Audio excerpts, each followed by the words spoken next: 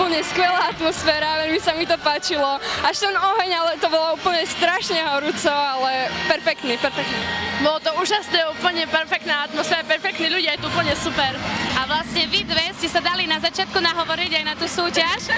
Teda môžete viac približiť, čo ste vyhrali, prípadne čo ste robili? Tak spievali sme a dostali sme trička. A aké pocity ste pri tom prežívali?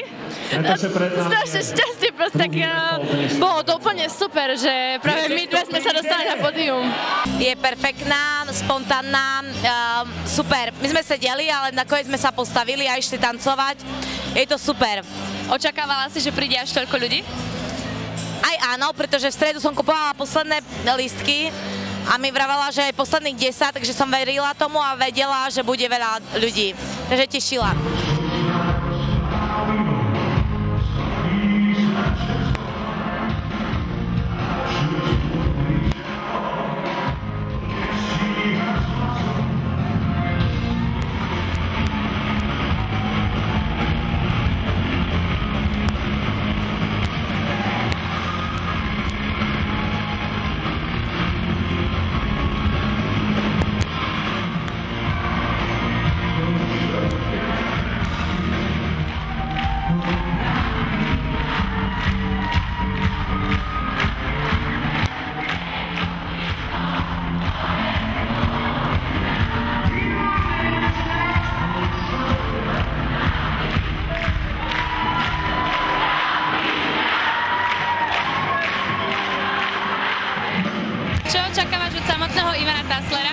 Tak verím, že to bude absolútny klinec programu, teším sa na ňo, pretože viem, že je dobrý zabávať a mám rada ich pesničky, čiže verím, že to bude super.